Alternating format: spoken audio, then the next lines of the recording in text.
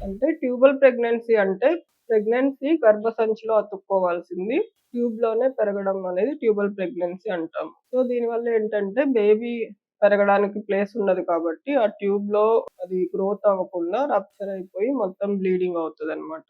So, ఇది ఒక unhealthy pregnancy. దీనికి రీజన్స్ ఏంటి అని చూసుకున్నట్లయితే నార్మల్‌గా వుమెన్‌లో పీరియడ్స్ అయినప్పటి నుంచి ఒక ఎగ్ అనేది పెరుగుతుంది. అది అంటే కరెక్ట్ సైజ్‌కొచ్చినప్పుడు ఓవ్యులేషన్ అవుతుంది. అంటే ఎగ్ రప్చర్ అవుతదనమాట. సో, ఆ ఎగ్ రప్చర్ అయిన తర్వాత ట్యూబ్ గుండా లోపలికెళ్తుంది. అంటే యూట్రస్‌లోకి ఎంటర్ అవుతది గర్భసంచిలోకి. అదే టైంలో వైఫ్ అండ్ హస్బాండ్ ఉంటే గనక స్పెర్మ్స్ కూడా సర్విక్స్ గుండా లోపలికి రీచ్ అయ్యి ట్యూబ్ దగ్గర ఓవమ్ అనేది అంటే ఓసైట్ ఎగ్‌ని స్పెర్మ్ అనేది ఎంటర్ అవుతది. ఫెర్టిలైజేషన్ అని అంటాం. ఎగ్ స్పెర్మ్ మీట్ అవ్వడాన్ని ఫెర్టిలైజేషన్ అని అంటాం. సో, ఇది నేచురల్‌గా ట్యూబ్‌లో జరుగుతుంది ఫస్ట్.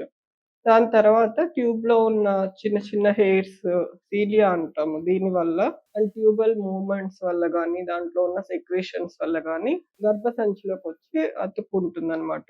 సో, ఇది నార్మల్ ప్రాసెస్ నేచురల్‌గా జరిగేది. అలా కాకుండా నార్మల్‌గా ట్యూబ్‌లో వేరియస్ రీజన్స్ వల్ల ట్యూబల్ ఫంక్షన్ ఏ రకంగానైనా ట్యూబ్ మొటిలిటీ గాని, అంటే మూవ్‌మెంట్ గాని, లేదు లోపల చిన్న చిన్న హెయిర్స్ సీలియా అంటాం కదా! అవి గాని కరెక్ట్‌గా ఫంక్షన్ చేయకపోయినా, లేదంటే ఇంకా సెక్రీషన్స్ కూడా కరెక్ట్‌గా లేకపోయినా ఎగ్ అనేది లోపల నుంచి యూట్రస్‌లోకి రీచ్ అవ్వదు. సో, దీనివల్ల ట్యూబల్ ప్రెగ్నెన్సీ అనేది వస్తుంది.